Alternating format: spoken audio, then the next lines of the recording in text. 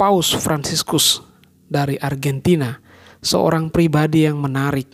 Selalu ada hal-hal yang menarik yang bisa diceritakan tentang seorang Paus Fransiskus.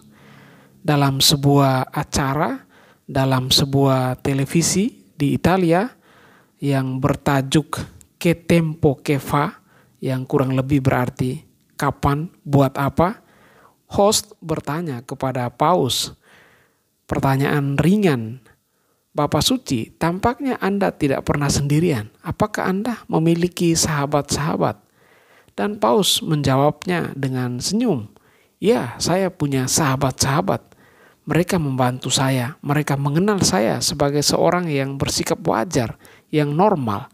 Sebagai manusia biasa yang memiliki sahabat. Dan saya mengenal hidup mereka. Lalu Paus mengatakan, saya manusia biasa yang memiliki hal-hal yang wajar.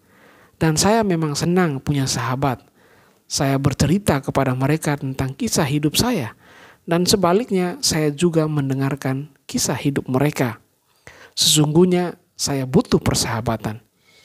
Dan kemudian Paus mengatakan, inilah salah satu alasan mengapa saya tidak tinggal di apartemen resmi kepausan. Paus-paus sebelumnya, kata Paus Fransiskus, adalah orang-orang kudus. Dan saya bukan orang kudus. Saya butuh relasi yang bersifat manusiawi. Karena itu saya memilih tinggal di rumah Santa Marta. Karena di sini saya bisa berbicara dengan leluasa, bertemu dengan banyak orang, bertemu dengan sahabat-sahabat. Hidup di sini saya jalani. Yang di sana, di apartemen kepausan maksudnya, tidak sanggup saya jalani. Justru persahabatan menguatkan saya. Saya punya sedikit sahabat, namun sahabat sejati. Mereka datang menemui saya di rumah Santa Marta. Lalu wartawan mengajukan pertanyaan pribadi lain yang menarik kepada Paus Fransiskus sambil menunjuk sebuah foto Paus Fransiskus ketika ia masih kecil di Argentina, dan wartawan mengisahkan kembali bahwa ketika itu Paus bermain sepak bola di San Lorenzo. Dan kemudian wartawan mengajukan pertanyaan kepada Paus. Bapak Suci, apa sebenarnya cita-cita Anda sejak kecil? Ya. Paus pun menjawab dengan senyum.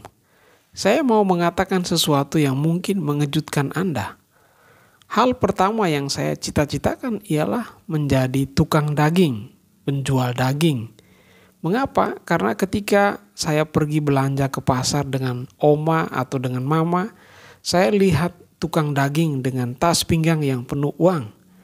Lalu suatu saat saya katakan saya mau menjadi tukang daging. Mengapa? Ya, karena mereka punya banyak uang. Ya, lalu Paus mengatakan, begitulah cita-cita masa kecil. Ya, hanya karena ingin memiliki banyak uang. Dan kemudian dia mengisahkan bahwa kemudian saya belajar ilmu kimia. Saya suka kimia. Saya bekerja di laboratorium. Dan di sana saya menjadi tertarik dengan dunia kedokteran. Waktu itu saya sedang mempersiapkan diri masuk fakultas kedokteran. Dan waktu itulah ketika saya berusia 19 tahun, saya merasa ada panggilan menjadi imam. Saya kemudian masuk seminari. Jadi semula saya tertarik pada ilmu kimia, kemudian ilmu kedokteran, lalu akhirnya saya ada di sini sebagai Paus. Begitu Paus mengisahkan perjalanan hidupnya sambil tersenyum.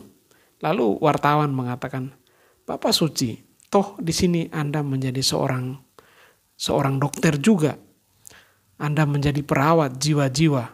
Jadi tidak terlalu jauh antara cita-cita masa kecil Anda dan apa yang terjadi sekarang Anda sebagai seorang Paus.